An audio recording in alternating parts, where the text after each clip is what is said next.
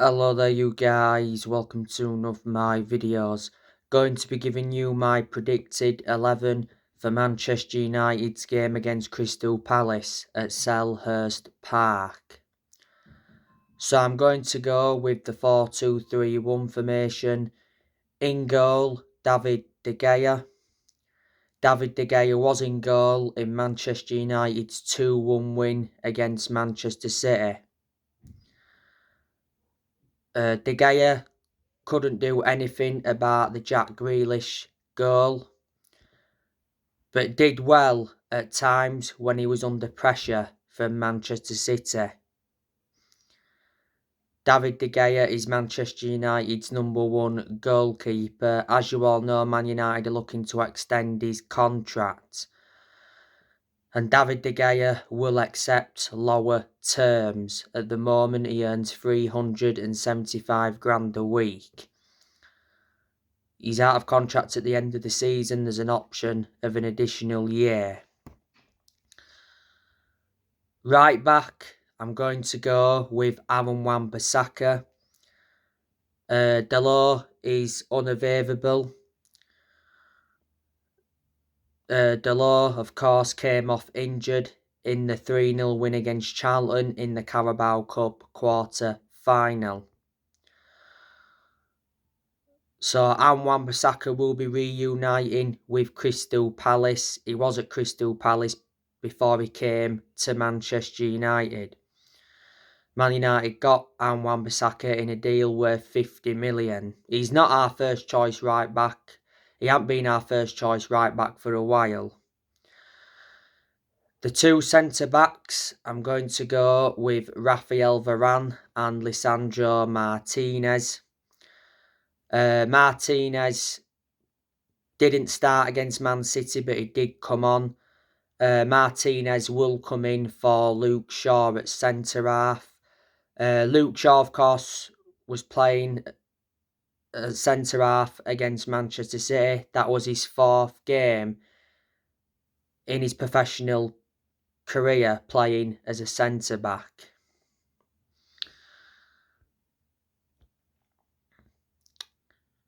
Left back, Luke Shaw. He'll come in for Terrell Malacia.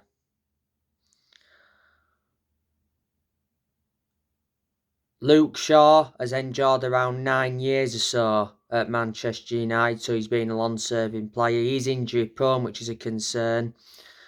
He was also injury-prone when he was at Southampton. Towards the end of last year, Man United extended Luke Shaw's contract by 1 year.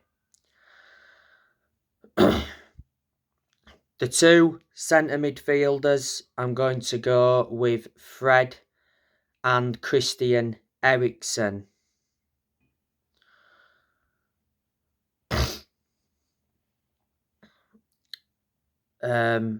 I don't think Casemiro will start this game. Casemiro did play against Man City and he got an assist. Fred, he's still getting a lot of starts. Despite the arrivals of Casemiro and Christian Eriksen, Fred's played games alongside Eriksen, he's played games alongside Casemiro. Manchester United got Fred from Shakhtar Donetsk in a deal worth 50 million back in 2018. Towards the end of last year, Man United extended Fred's contract by 1 year. And towards the end of last year, it said that Erik ten Hag decides to sell Fred.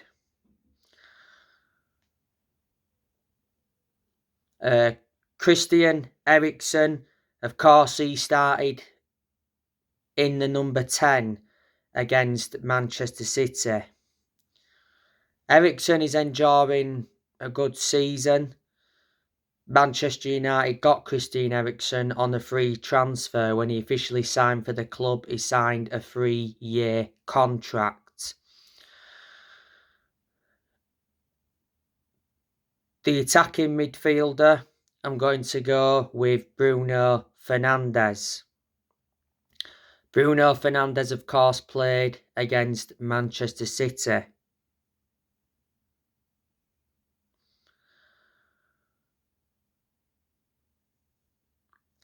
Bruno Fernandes equalised against Manchester City. Good finish. But in the build-up to the equaliser, Marcus Rashford was in an offside position. He didn't touch the ball, but he did interfere with play. VAR check cleared Rashford from being offside. Bruno Fernandes has been a United player for over 2 years. Manchester United got him from Sporting Lisbon back in January 2020. Fernandes looks a far superior player without Ronaldo in the team. You know, when he played with Ronaldo in the team, we couldn't get the best out of him. Fernandes, of course, started on that right-hand side against Manchester City. On the right wing, I'm going to go with Anthony.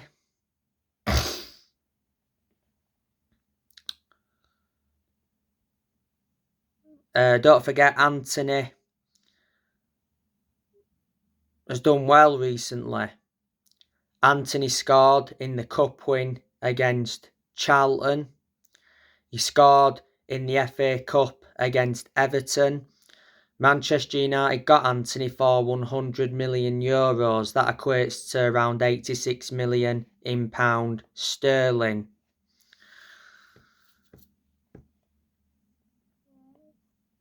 On the left wing, I'm going to go with Marcus Rashford.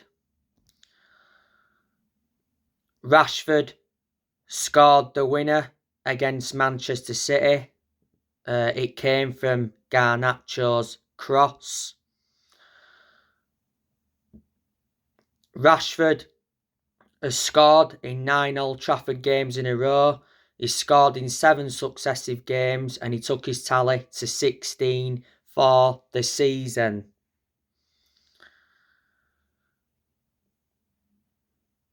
You know, Rashford, don't forget, came off the bench and scored twice late on in the cup game against Charlton.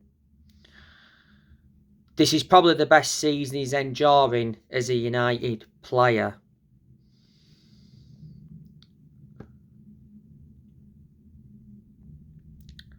Like I updated you yesterday, it said Man United are confident of a new Marcus Rashford contract.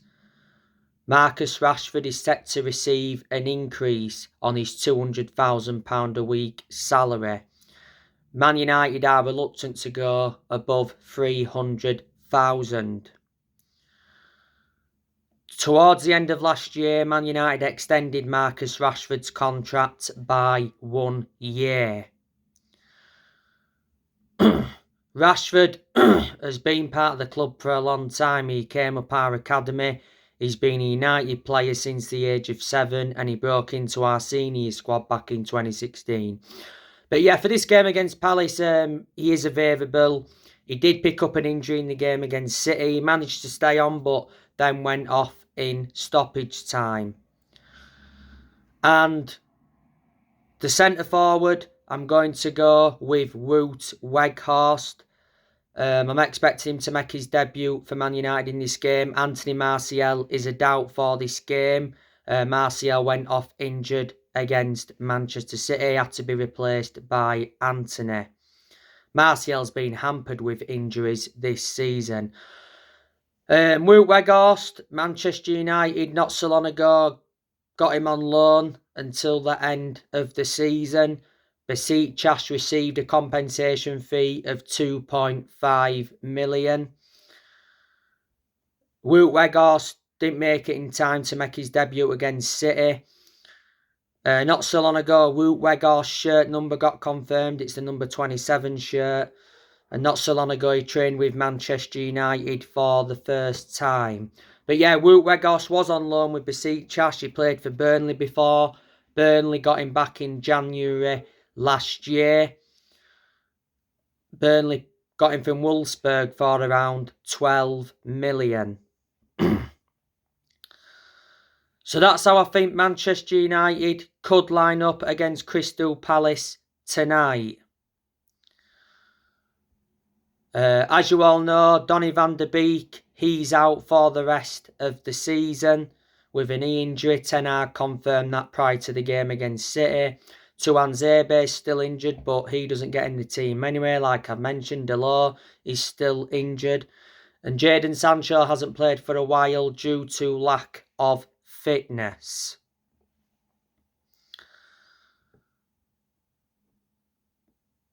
But Man United, coming into this game on the back of a 2-1 win against City. Reflecting on that win against City, put Man United just 1 point behind City. And Man United have won the last 9 games in a row. And we've only lost one of our last 19 in all competitions. Ten Hag did mention quite a few things after the game against City. He did mention that all my players were brilliant. He said Man United are not dreaming of a Premier League title because these Man United fans dreaming about it. And Eric Ten Hag did suggest that Man United's transfer business is done after signing Wout Weghorst on loan. So there are quite a few of the things he did mention after the 2-1 win against Man City. Manchester United did lose to Crystal Palace at Selhurst Park in the final game of last season, 1-0. Man United did beat Crystal Palace 3-1 at Old Trafford last season. Don't forget this game got rearranged because Man United were supposed to be playing Crystal Palace at Selhurst Park last year, but the game got postponed following the death of Queen Elizabeth. Crystal Palace are coming into this game on the back of a 1-0 defeat to Chelsea at Stamford Bridge.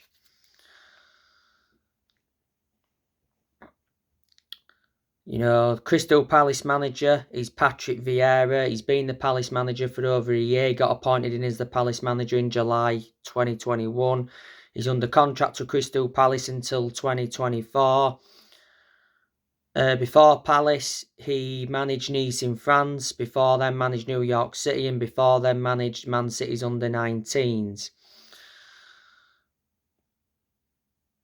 Vieira actually replaced Roy Hodgson. Roy Hodgson left Crystal Palace, was it the season before last? Then when obviously he left Palace, he went to become the manager of Watford.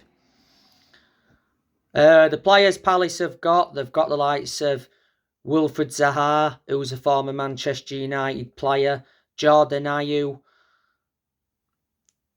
Jean-Philippe Mateta, Odsonne Edouard, Palace got him from Celtic, Michael Olise, Jeffrey Schlupp, Luka Milojevic, Will Hughes, Joel Ward, he's a defender, James Tompkins, Nathaniel Klein's a fullback. Nathaniel Klein is a former Liverpool and Southampton player. Tim Anderson.